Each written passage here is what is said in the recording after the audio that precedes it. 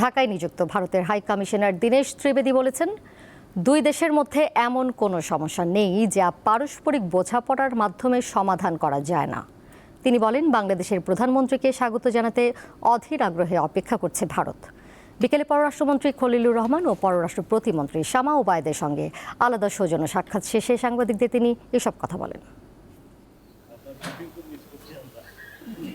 ঢাকায় দায়িত্ব নেয়ার পর বুধবার প্রথমবারের মতো পররাষ্ট্র মন্ত্রণালয়ে আসেন ভারতের হাইকমিশনার দীনেশ ত্রিবেদী। এ সময় পররাষ্ট্রমন্ত্রী খলিলুর রহমান ও প্রতিমন্ত্রী শামা ওবায়দের সঙ্গে আলাদাভাবে সৌজন্য সাক্ষাৎ করেন তিনি। পরে দুই দেশের সম্পর্ক সামনে এগিয়ে নিয়ে যাবার কথা বলেন মন্ত্রী পদমর্যাদা নিয়ে ঢাকায় আসা এই ভারতীয় দূত। জানান, ঢাকা দিল্লির মধ্যে এমন কিছু নেই যা সমাধানযোগ্য নয়। এটা একটা কার্সি কল ছিল, আর কার্সি কলে যা কার্সি হয় একটা মিটমাট হয়, আর there is no problem which cannot be sorted out with the mutual understanding.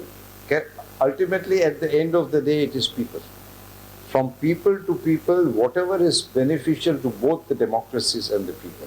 তিনি জানান, বাংলাদেশের প্রধানমন্ত্রীর সফরের জন্য অধীর আগ্রহে অপেক্ষা করছে ভারত। প্রত্যাশা, তারেক রহমানের সফরেই গলবে দুই দেশের শীতল সম্পর্ক। Look forward for continuous relation. যা বললাম, right from culture to music, even cricket, I think is the prerogative of the Honorable Prime Minister.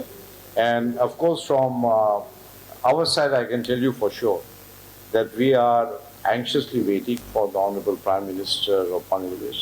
বাংলাদেশের পররাষ্ট্রমন্ত্রীও দুই দেশের সম্পর্ক এগিয়ে নেওয়ার বিষয়ে ঐক্যমত্যের কথা জানান। আমরা দুজনেই আশা প্রকাশ করেছি যে আগামী দিনগুলিতে আমাদের সম্পর্ক বৃদ্ধির ক্ষেত্রে দুপক্ষই কাজ করবে। কোনো দেশের সঙ্গে আমাদের সম্পর্ক অন্য দেশের প্রেক্ষিতে জিরো সাম গেম নয়। একজনের সম্পর্ক ক্ষতি করে আরেকজনের সম্পর্ক বৃদ্ধি করতে আমরা কখনোই সেটা করব না।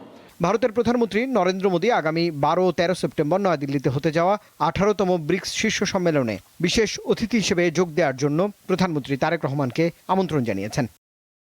রুবায়েত হাসান, দীপ্ত সংবাদ, ঢাকা।